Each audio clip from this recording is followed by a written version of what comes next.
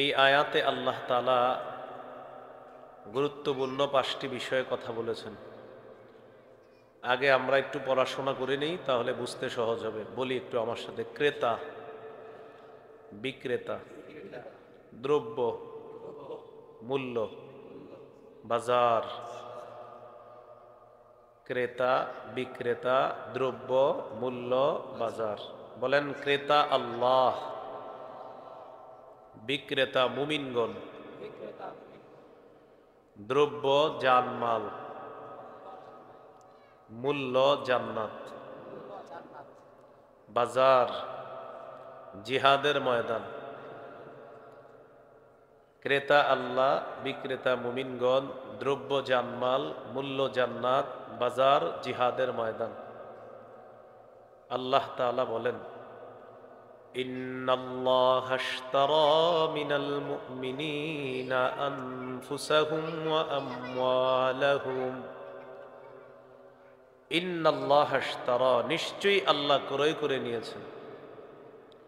আল্লাহ হলেন ক্রেতা। মিনাল মুমিনিনা, মুমিনদের থেকে, মুমিনরা হলো বিক্রেতা। আনফুসাহুম ওয়া আমওয়ালাহুম, তাদের জানমাল, জানমাল হলো দ্রব্য। বিআন্না লাহুমুল জান্নাহ, এই দ্রব্যের মূল্য আল্লাহ পরিশোধ করবেন আল্লাহর দেওয়া জান্নাত দিয়ে। বাজার, ইউকাতিলুনা ফি সাবিলিল্লাহি ফায়াকতুলুনা ওয়া ইউকতালুন, তারা আল্লাহর রাস্তায় লড়াই করবে, কাফেরদেরকে হত্যা করবে, নিজেরা শহীদ হয়ে আল্লাহর জান্নাতের মেহমান হবে। এই হলো বাজার তথা জিহাদের ময়দান। জিহাদের নিয়ত আছে সবার? আল্লাহ তৌফিক দান করেন। জিহাদের নিয়ত না থাকলে মুনাফিকি মৃত্যু হবে। সহিহ মুসলিমের বর্ণনা, 1910 নম্বর হাদিস।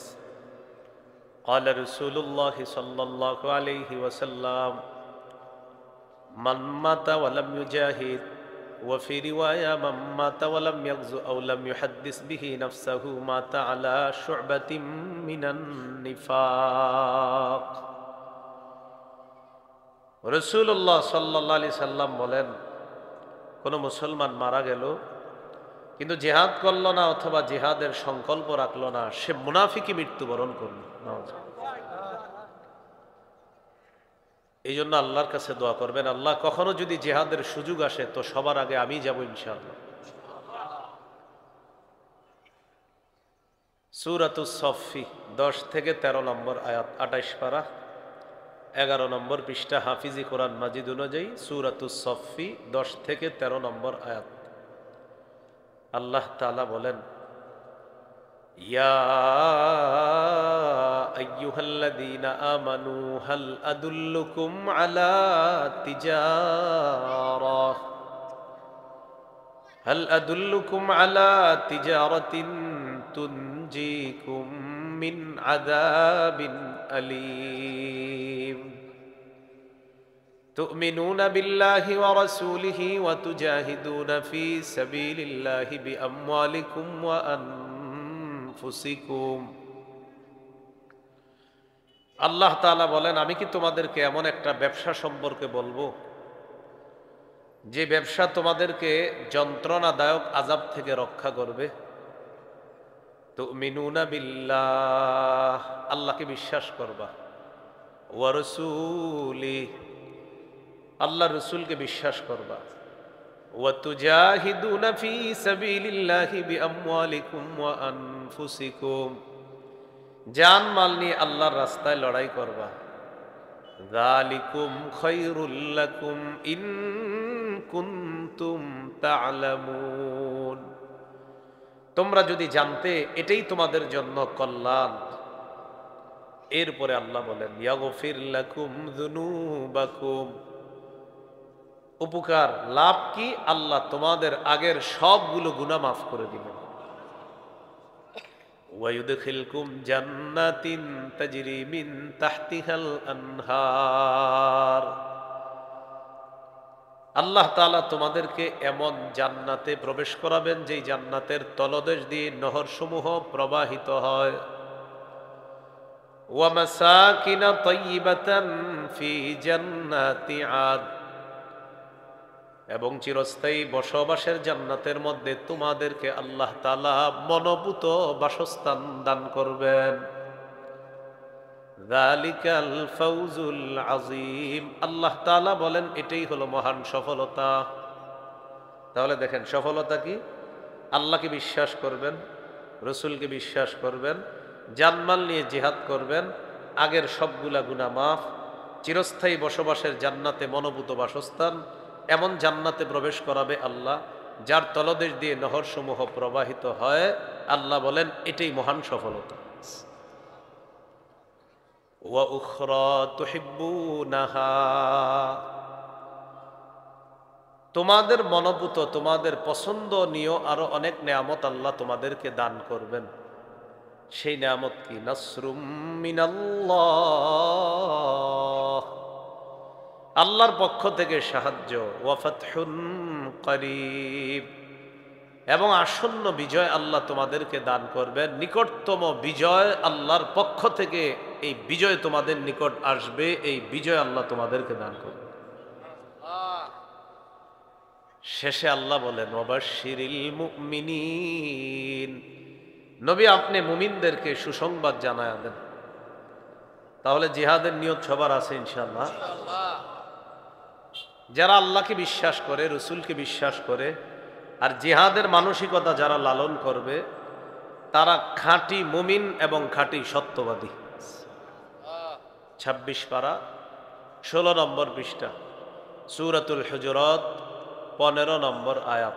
আল্লাহ তাআলা বলেন ইন্নামাল মুমিনুনা আল্লাযীনা আমানু বিল্লাহি ওয়া রাসূলিহি সুম্মা লাম ইয়ারতাবু ওয়াজাহাদু বিআমওয়ালিহিম ওয়া আনফুসিহিম ফি সাবিলিল্লাহ উলাইকা হুমুস সাদিকুন। আল্লাহ তাআলা বলেন খাঁটি মুমিন হলো তারা যারা আল্লাহকে বিশ্বাস করে, রসুলকে বিশ্বাস করে, একটুও সন্দেহ করে না, যারা নিজেদের জানমাল নিয়ে আল্লাহর রাস্তায় লড়াই করে। আল্লাহ তাআলা বলেন এরা হলো খাঁটি মুমিন। উলাইকা হুমুস সাদিকুন, আমি আল্লাহ তাদেরকে কোরআনে খাঁটি সত্যবাদী মুমিন বলে ঘোষণা করলাম। খাঁটি সত্যবাদী, ঈমান আল্লাহর প্রতি, রসুলের প্রতি, আর জিহাদ। তাহলে জিহাদের ফতুয়া আমাদের বাংলাদেশের বিজ্ঞ মুফতি সাহেবরা কখনো দিয়ে, যদি আমরা সবাই তৈরি আছি ইনশাআল্লাহ। আবু দাউদের হাদিস ২৫০৪ নম্বর হাদিস, ২৫০৪। قال رسول الله صلى الله عليه وسلم جاهدوا المشركين بأموالكم وأنفسكم وألسنتكم, নবীজি বলেন তোমরা মুশরিকদের বিরুদ্ধে লড়াই করো তোমাদের সম্পদ দিয়ে, তোমাদের জান দিয়ে, তোমাদের জবান দিয়ে। সম্পদ দিয়ে, জান দিয়ে, জবান দিয়ে। আমরা দাবি করি ৯০ ভাগের বেশি মুসলমান আমরা। আমাদের দেশে গুটি কইছু মুশরিকরা আমাদের উপর আধিপত্য বিস্তার করতে চায়। কিছু মুশরিক, এদের ভাবসাব এমন যে আমাদের উপর আধিপত্য বিস্তার করে। রসুল বলেন জান দিয়ে লড়াই করবা, মাল দিয়ে লড়াই করবা, আর জবান দিয়ে লড়াই করবা। ফিলিস্তিনের মুজাহিদ যারা বর্তমানে বাতিলদের সাথে লড়াই করতেছে, আমাদের দায়িত্ব কর্তব্য সঠিক সোর্সের মাধ্যমে তাদের জন্য টাকা পাঠানোর ব্যবস্থা করা। ২ নাম্বার, জান দিয়ে লড়াই করো। ওই যে বললাম আমাদের দেশের বিজ্ঞ মুফতি সাহেবরা যখন বলবে জিহাদ ফরজ, তখন আমরা প্রস্তুত আছি, আমরা জান দিয়ে লড়াই করব ইনশাআল্লাহ। ৩ নাম্বার, আলসিনাতিকুম, জবান দিয়ে লড়াই। জবান দিয়ে বাতিলদের বিরুদ্ধে ওলামায়ে কেরাম প্রতিনিয়ত বলতেই হবে, বাতিলদেরকে চিহ্নিত করে জাতির মাথায় এটা স্পষ্টভাবে ঢুকিয়ে দিতে হবে যে এরা হলো এই দেশের ইসলামের মানুষের সবার জন্য শত্রু, হলো এই গুটি কিছু নাস্তিক আর মুশরিক। এটা মানুষকে চিহ্নিত করে দিতে হবে। জিহাদের বিধান বলবৎ থাকবে, আবু দাউদের হাদিস 2484 নম্বর হাদিস, 2484। قال رسول الله صلى الله عليه وسلم لا تزال طائفة من أمتي يقاتلون على الحق ظاهرين على من ناوأهم حتى يقاتل آخر أمتي المسيح الدجال। আমার উম্মতের একটা দল সদা সর্বদা হকের পক্ষে লড়াই করবে, বাতিলের বিরুদ্ধে লড়াই করবে। যাহিরিনা আলা মান নাওয়াহুম, যারা তাদের সাথে শত্রুতা করবে, আমার ওই উম্মতরা তাদের উপর বিজয় লাভ করবে। এক সময় চূড়ান্ত বিজয় হবে আমার উম্মতের ওই মুজাহিদ বাহিনীর। লড়াই চলতে চলতে আমার উম্মতের যে শেষ দলটা থাকবে তারাও দাজ্জালের বিরুদ্ধে লড়াই করবে। আমার উম্মতের সর্বশেষ মুজাহিদ বাহিনী দাজ্জালের সাথে লড়াই করবে, আল্লাহ তাআলা তাদেরকেও বিজয় দান করবে। জিহাদ চলতে থাকবে। আবু দাউদের হাদিস 2532 নম্বর হাদিস, 2532 নম্বর হাদিস। قال رسول الله صلى الله عليه وسلم ثلاثة من أصل الإيمان। নবীজি বলেন ঈমানের মূল বিষয় হলো তিনটা। বলেন ঈমানের মূল বিষয় কয়টা? তিনটা। ভাই লাগবে না, বসেন বসেন বসেন, এ সহজ করে দিলাম তো। ঈমানের মূল বিষয় তিনটা। কয়টা বলেন তো? তিনটা। এক নম্বর, আল কাফু আম্মান ক্বালা লা ইলাহা ইল্লাল্লাহ। যে ব্যক্তি বলে লা ইলাহা ইল্লাল্লাহ, তাকে কথা দিয়ে কর্ম দিয়ে কষ্ট দেওয়া যাবে না। এটা ঈমানের মূল বিষয় তিনটার একটা। এই তিনি বলে লা ইলাহা ইল্লাল্লাহ, আমার দায়িত্ব কর্তব্য, আমি তাকে কথার কষ্ট দিব না, কর্মের কষ্ট দিব না। দুই নাম্বার, ওয়ালা নুকাফিরুহু বিযামবিন। যে ব্যক্তি বলে লা ইলাহা ইল্লাল্লাহ, তাকে কোনো গুনাহের কারণেই কাফের বলে দিব না। বেচারাটা গুনাহ করছে, মুখ দিয়ে বলে দিলাম তুই কাফের, এটা বলবো না। কুফরির ফতুয়া দিবে কারা? ওই যে, এটা ফতুয়া বিভাগের দায়িত্ব। এটা যারা গবেষণা করে ফতুয়া বিভাগে, তারা কাউকে কাফের ফতুয়া দিতে পারে। আমি আপনি কথায় কথায় কাউকে কি বলবো না? কাফের বলবো না। তিন নাম্বার, ওয়ালা নুখরিজুহু মিনাল ইসলামি বিআমালিন। কোন মুসলমানকে কোন আমল দেখা তাকে ইসলাম থেকে আমরা বের করে দিব না। এই তিনটা হলো ঈমানের মূল বিষয়। এক নম্বর, যেই ব্যক্তি বলে লা ইলাহা ইল্লাল্লাহ, তাকে কষ্ট দেওয়া যাবে না। দুই নম্বর, যেই ব্যক্তি বলে লা ইলাহা ইল্লাল্লাহ, তার কোনো গুনাহের কারণে দেখা মাত্রই তাকে কাফের বলবো না। তিন নম্বর, যেই ব্যক্তি বলে লা ইলাহা ইল্লাল্লাহ, তার কোনো কর্মের কারণে আমরা তাকে ইসলাম থেকে বের করে দিব না। এই তিনটা হলো ঈমানের মূল বিষয়। এবার নবীজি কি বলে দেখেন, ওয়াল জিহাদু মাযিন মুনযু বাসানি আল্লাহ ইলা আইয়ুকাতিলা আখিরু উম্মতি আল মাসিহাদ দাজ্জাল। আল্লাহ তাআলা যেদিন থেকে আমাকে নবী বানিয়েছেন সেদিন থেকে জিহাদের বিধান চালু আছে। আমার উম্মতের শেষ দলটা দাজ্জালের বিরুদ্ধে লড়াই করা পর্যন্ত জিহাদের বিধান চালু থাকবে। সর্বশেষ নবী কি বলেন? এটা গুরুত্বপূর্ণ কথা।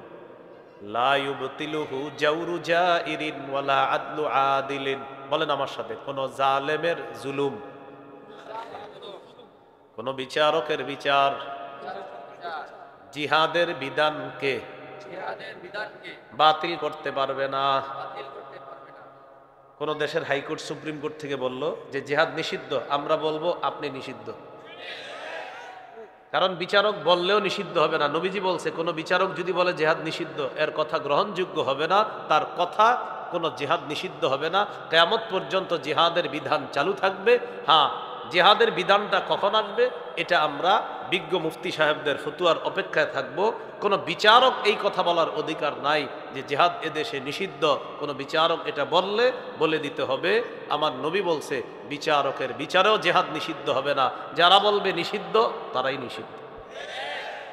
বুঝা ঠিক না? না বুঝা? দলিলের আলোকে না দলিল ছাড়া? আলোকে। তাহলে আবু দাউদের 2532 নম্বর হাদিস থেকে জানলাম জিহাদের বিধান কেউ বাতিল করতে পারবে না। কোনো জালেমের জুলুম আর কোনো বিচারকের রায় জিহাদের বিধান বাতিল করতে পারবে না। তাহলে জিহাদের জন্য আমরা রাজি ইনশাআল্লাহ। তিরমিজির হাদিস 1655 নম্বর হাদিস, 1655। عن أبي هريرة رضي الله تعالى عنه قال قال رسول الله صلى الله عليه وسلم ثلاث حق على الله عونهم। তিন ব্যক্তিকে সাহায্য করা আল্লাহ নিজের উপর ওয়াজিব করে নেয়। কয় ব্যক্তি? এক নম্বর, আল মুজাহিদু ফি সাবিলিল্লাহ, যে ব্যক্তি আল্লাহর রাস্তায় জিহাদ করবে, এই জিহাদরত মুজাহিদকে সাহায্য করা আল্লাহ তাআলা নিজের উপর ওয়াজিব করে নেয়। দুই নম্বর, আল মুকাতাবুল্লাযী ইউরিদুল আদা, যে মুকাতাব গোলাম, চুক্তিকৃত গোলাম মনিবের সাথে চুক্তি করছে, মনিব বলছে এই পরিমাণ আদায় করলে তোমাকে আজাদ করে দিব, এই চুক্তিকৃত গোলাম তাকে আল্লাহ তাআলা সাহায্য করা নিজের উপর ওয়াজিব করে নেয়, যেন সে গোলামির জিনজির থেকে আবদ্ধ হতে পারে, মুক্ত হতে পারে। এই জিনজির থেকে মুক্ত হওয়ার জন্য বেচারা যে চুক্তিতে আবদ্ধ হয়, তাকে সাহায্য করা আল্লাহ নিজের উপর ওয়াজিব করে নেয়। তিন নম্বর, ওয়ান্নাকিহুল্লাযী ইউরিদুল আফাফা, যে ব্যক্তি বিয়ের মাধ্যমে নিজেকে পুত পবিত্র করতে চায়, আল্লাহ তাআলা তাকে সাহায্য করা নিজের উপর ওয়াজিব করে নেয়। বিয়ের মাধ্যমে আপনি পবিত্র হবেন, আপনাকে আল্লাহ তাআলা সাহায্য করবেন। তাহলে তিন ব্যক্তিকে সাহায্য করা আল্লাহ নিজের উপর ওয়াজিব করেন। এর মধ্যে একজন হলো মুজাহিদ। আল্লাহ আমাদেরকে জিহাদের মানসিকতা লালন করা সদা সর্বদা এটা যেন রাখতে পারি, আল্লাহ তৌফিক দান করেন। আমিন। সহিহ বুখারীর বর্ণনা 3123 নম্বর হাদিস, 3123, ঠিক না? 3123। قال رسول الله صلى الله عليه وسلم تكفل الله لمن جاهد في سبيل الله لا يخرجه إلا الجهاد في سبيله وتصديق كلماته بأن يدخله الجنة أو يرجعه في مسكنه الذي خرج منه ما نال من أجر أو غنيمة। একটু মন দিয়ে বুঝেন, কোন ব্যক্তি জিহাদে বের হয়েছে, তার নিয়ত শুধু জিহাদ করাই, আল্লাহকে খুশি করার জন্য বের হয়েছে। এই ব্যক্তি জিহাদে যাওয়ার কারণে নিয়ত ছিল খালেস, আল্লাহ দায়িত্ব নিয়ে নেয়, হয় তাকে শহীদ বানিয়ে জান্নাতে প্রবেশ করাবেন, না হয় গাজী বানিয়ে প্রচুর গনিমতের মাল সম্পদ সহ তার বাসায় আল্লাহ ফিরাই দিবেন। সহিহ মুসলিমের বর্ণনা 1878 নম্বর হাদিস।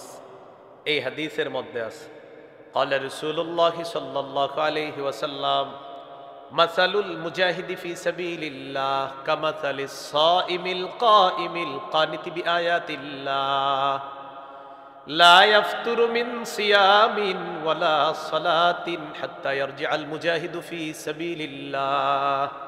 অনুবাদটা বুঝেন। এক ব্যক্তি রোজাদার, নামাজে দাঁড়াইছে, কোরআন তেলাওয়াত করতেছে। একটু মাথায় আনেন, আমি নামাজে আছি, তাহলে দেখেন এক ব্যক্তি নামাজে আছে, তাহলে তিনি রোজাদার, নামাজে আছে, তেলাওয়াত করতেছে। কতগুলো আমল একসাথে। এক রোজাদার, দুই নামাজে আছে, তিন কোরআন তেলাওয়াত করতেছে। তিনি এই তেলাওয়াতে ক্লান্ত হয় না, তিনি রোজায় ক্লান্ত হয় না, তিনি নামাজেও ক্লান্ত হয় না।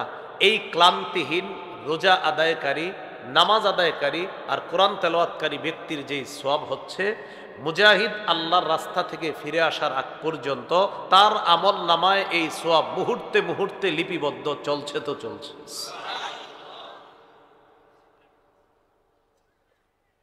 আবু দাউদের হাদিস 1449 নম্বর হাদিস।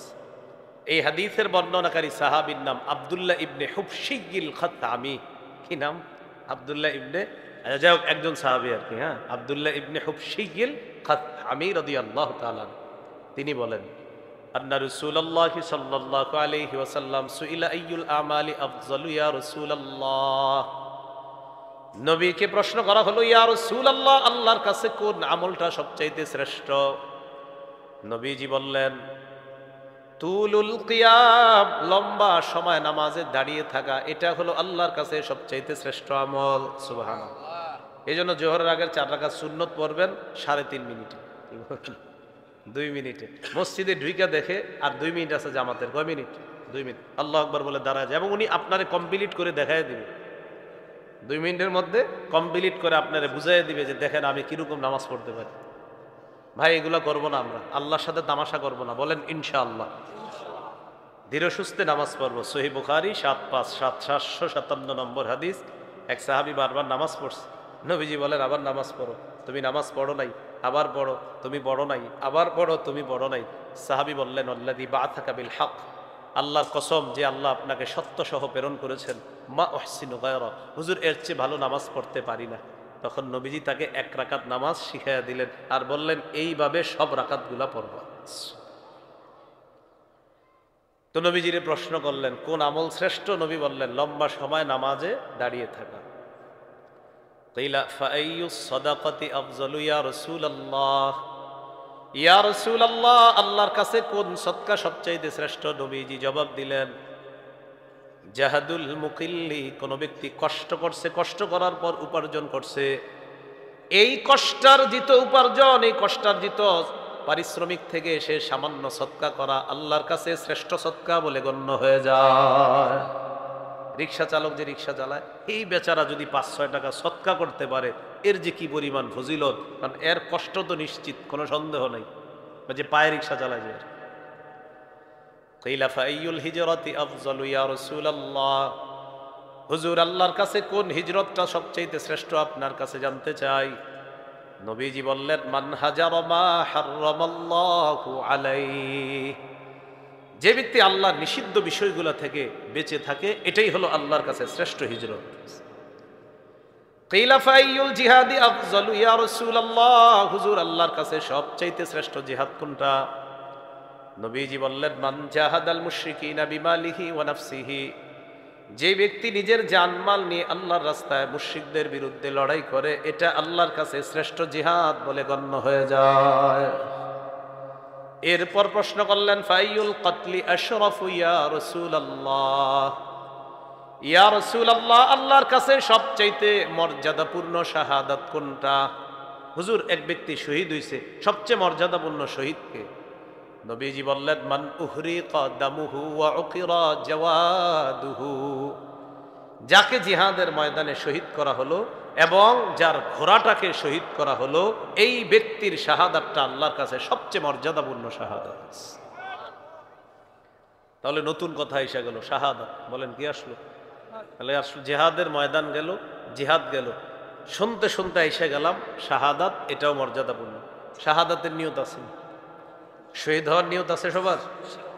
এই কুরকুচি কান্দা থেকে আপনি তালদিঘি নাকি তারা কান্দা, এখান থেকে আপনি নিয়ত করছেন আল্লাহ আপনি যদি কখনো শহীদ হওয়ার সুযোগ দেন আমি শহীদ হব, খালেজ ভাবে নিয়ত করছেন। 9 নম্বর হাদিস, 1909 মাদ্রাসা পাঠ্যপুস্তক অনুসারে মোট হাদিস সংখ্যা হবে 3033টা। ক্বালা রাসূলুল্লাহ সাল্লাল্লাহু আলাইহি ওয়াসাল্লাম মান সাআলাল্লাহা আশ-শাহাদাতা বিসিদকিন বাল্লাগাহুল্লাহু মানাজিলাশ শুহাদাই ওয়া ইন মাতা আলা ফিরাশি। নবীজি বলেন কোন ব্যক্তি যদি দিল থেকে নিয়ত করে আল্লাহ আমি শহীদ হব, দিল থেকে নিয়ত করছে শাহাদাতের, এই ব্যক্তি যদি তার ঘরের বিছানায় মারাও যায় আল্লাহ তাআলা তাকে শহীদদের মর্যাদায় পৌঁছায় দিবেন। তাহলে শহীদ হওয়ার নিয়ত আছে ইনশাআল্লাহ। আচ্ছা একটা হাদিস শোনা আপনাদেরকে, মজার হাদিস। আবু দাউদের 2520 নম্বর হাদিস, 2520। আব্দুল্লাহ ইবনে আব্বাস রাদিয়াল্লাহু তাআলা আনহুমার বর্ণনা, তিনি বলেন ক্বালা রাসূলুল্লাহ সাল্লাল্লাহু আলাইহি ওয়াসাল্লাম লাম্মা উসিবা ইখওয়ানুকুম বিউহুদিন, উহুদের যুদ্ধে তোমাদের যে ভাইয়েরা শহীদ হয়েছে, সবাই কথা বুঝতেছেন তো? আচ্ছা, উহুদের যুদ্ধে তোমাদের যে ভাইয়েরা শহীদ হয়েছে, জাআলাল্লাহু আরওয়াহাকুম ফি জাওফি তায়রিন খুদরিন, আল্লাহ তাদের আত্মাগুলা সবুজ পাখির পেটে ঢুকায় দিয়েছে।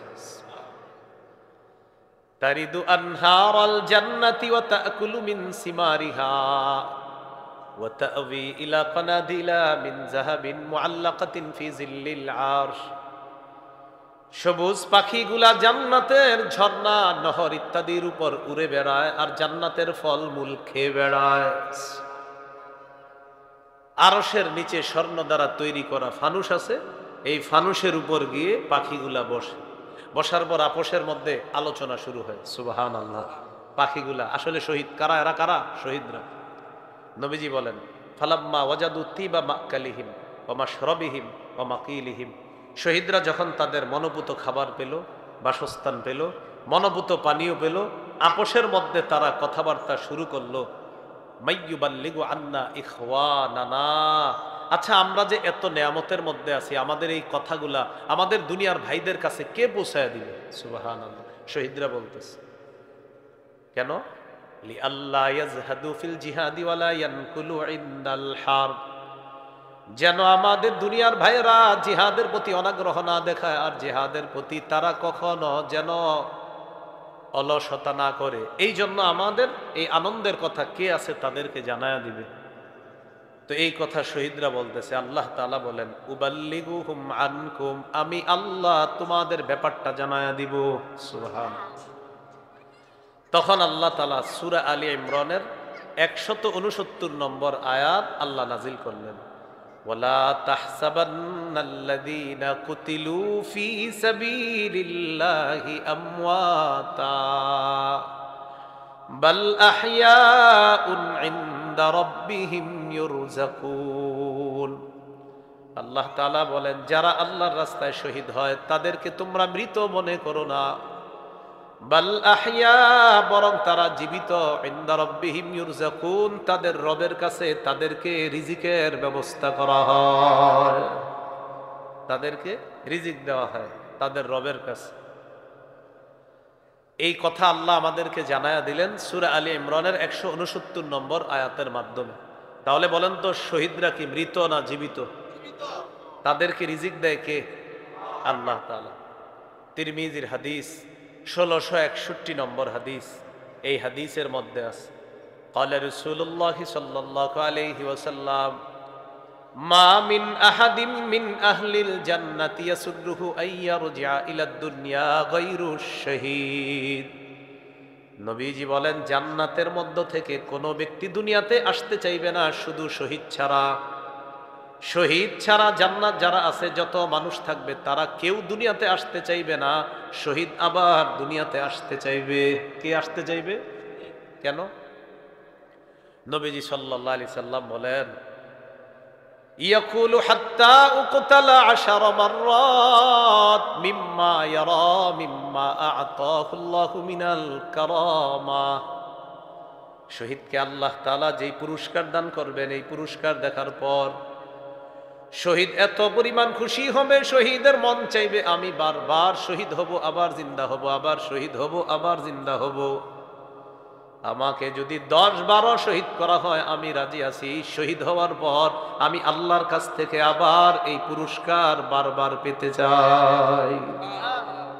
এই জন্য নবীজি বলেন, সহিহ বুখারীর বর্ণনা 2797 নম্বর হাদিস, ক্বালা রাসূলুল্লাহ সাল্লাল্লাহু আলাইহি ওয়াসাল্লাম, ওয়াল্লাযী নাফসী বিয়াদিহি লাওয়াদিতু আন্নী উকতালু ফী সাবীলিল্লাহ সুম্মা উহইয়া সুম্মা উকতাল সুম্মা উহইয়া সুম্মা উকতাল সুম্মা উহইয়া সুম্মা উকতাল।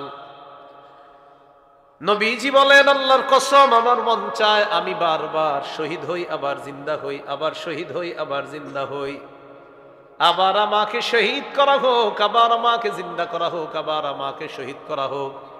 হাদিস দ্বারা বোঝা যায় আল্লাহ নবী বুঝাইতে চায়, আমাকে যতবার শহীদ করা হবে আমি চাই আবার জিন্দা হব, আবার আল্লাহর জন্য আমাকে শহীদ করা হবে। তাহলে শহীদ হওয়ার নিয়ত আছে সবার ইনশাআল্লাহ। তিরমিজির বর্ণনা 1656 নম্বর হাদিস, ক্বালা রাসূলুল্লাহ সাল্লাল্লাহু আলাইহি ওয়াসাল্লাম, লা ইউকলামু আহাদুন ফী সাবীলিল্লাহ ওয়াল্লাহু আ'লামু বিমান ইউকলামু ফী সাবীলিহি ইল্লা জাআ ইয়াউমাল কিয়ামাতি ওয়াল লাউনু লাউনুদ দামি ওয়ার রিহু রিহুল মিস। দেখেন, আপনি জিহাদের ময়দানে গেছেন, একটু আঘাত পাইছেন, কিয়ামতের ময়দানে আপনি এমন অবস্থায় উঠবেন, আপনার রং হবে রক্তের কালার, আপনার শরীর থেকে মেশক আম্বরের ঘ্রাণ বের হবে।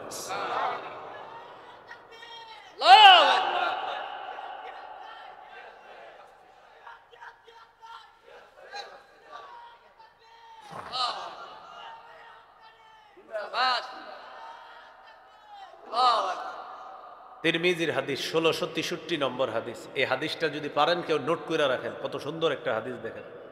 সব হাদিসই সুন্দর, মানে এটাও আরো অনেক সুন্দর।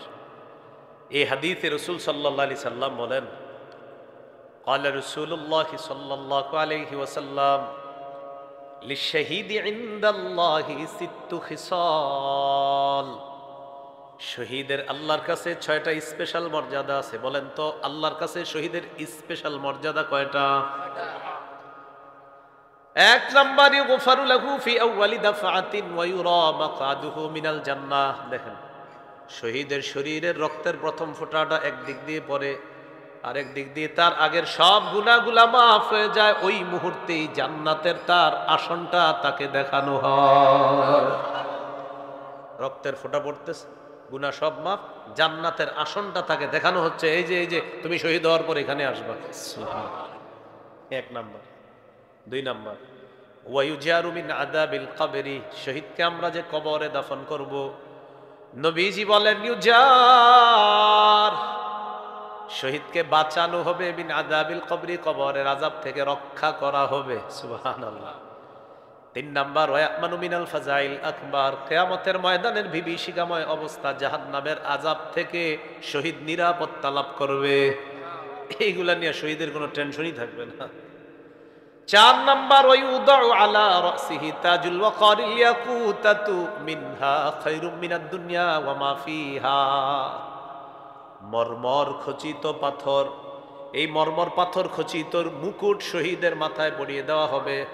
নবী বলেন কেমন পাথর? যেই পাথরের মূল্য দুনিয়া আর দুনিয়ার মধ্যে যা কিছু আছে সব কিছুর চাইতে জান্নাতের ওই মরমর পাথরের দাম আরো বেশি। 5 নাম্বার, 5 নাম্বারটা কি বলবো? ওয়ায়ুজাওয়াজু সিনতাইনি ওয়া সাবঈনা যাওজাতাম মিনাল হুরিল আইন। শহীদের সাথে 72 জন হুরকে বিয়ে দেওয়া হবে। 6 নাম্বার, ইউশাফাউ ফি সাবঈনা মিন আকারিবিহি।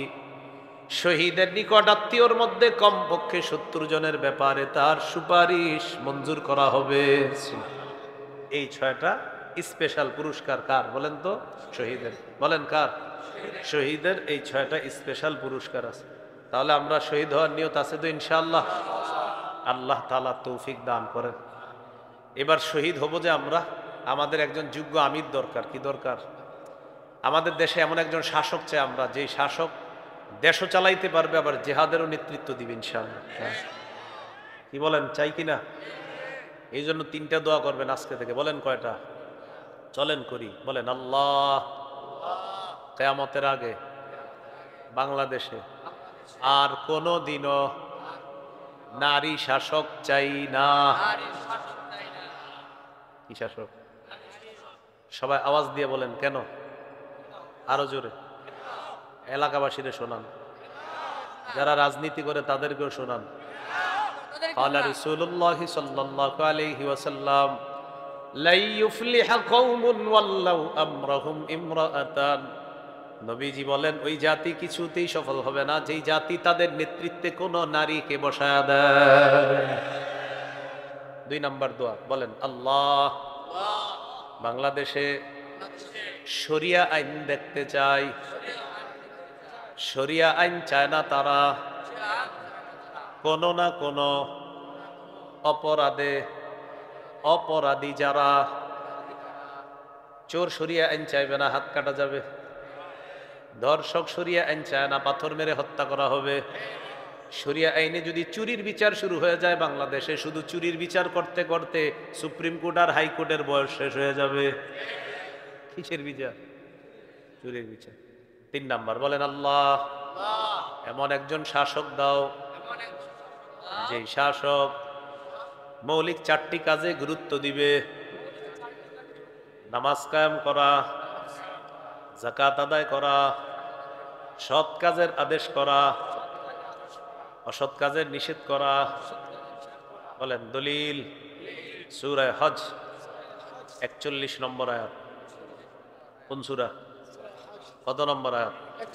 আল্লাহ তাআলা বলেন, আল্লাযীনা ইম্মাক্কান্নাহুম ফিল আরদি আকামুস সালাহ ওয়া আতাউয যাকাতা ওয়া আমারু বিল মারুফি ওয়া নাহাউ আনিল মুনকার।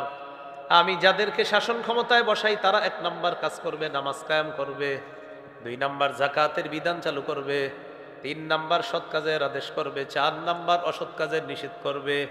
কিন্তু আমরা 90 ভাগ মুসলমানের দেশ, আমরা বারবার ভুল করি, এক তাগুতকে ছাইরা আরেক তাগুতকে ধরি, বৃষ্টি থেকে বাঁচার জন্য ঝর্ণার নিচে এসে দাঁড়াই। বৃষ্টি থেকে বাঁচার জন্য কই দাঁড়াই?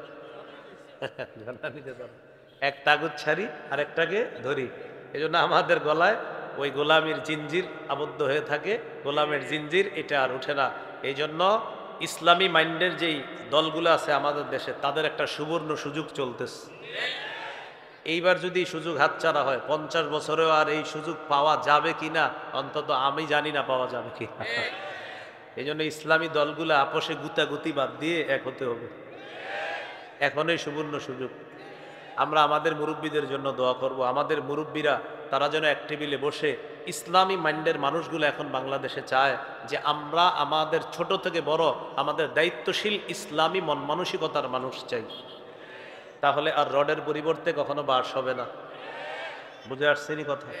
তাহলে এমন একজন শাসক যিনি শাসন ক্ষমতাও চালাবে, আবার যিনি জিহাদের ময়দানেও কি দিবে? নেতৃত্ব দিবে। মনে থাকবেন ইনশাআল্লাহ। 4টা কথা শিখলাম: জিহাদের ময়দান, জিহাদ, শহীদ, নেতৃত্ব।